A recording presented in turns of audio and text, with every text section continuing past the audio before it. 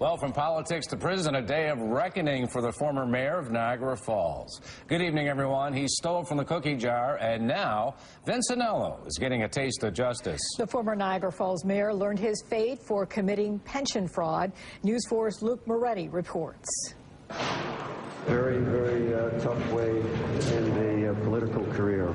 64-year-old Vince Anello was sentenced to 13 months in prison for filing false documents with an electrical workers union after he left the mayor's office.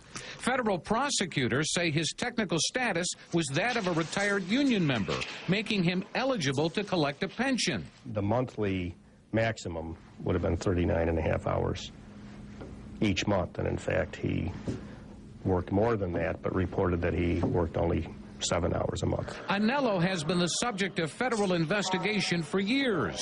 At one point, he was accused of depriving Niagara Falls taxpayers of his honest services after accepting a $40,000 loan from Falls businessman Joseph Anderson, who had contracts with the city. Part of their agreement between Mr. Anderson and Mr. Anello, and is admitted in the court papers filed in connection with this plea and sentence, Mr. Anello and Mr. Anderson agreed to keep those payments secret and not disclose them to the public. But that case was dropped by the federal government earlier this year. Vince has always said from the get-go, look, I never had any deal with Joe Anderson. The city made a deal with Joe.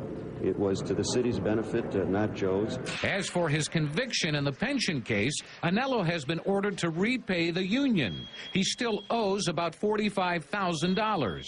Now it's time for Vince to move on.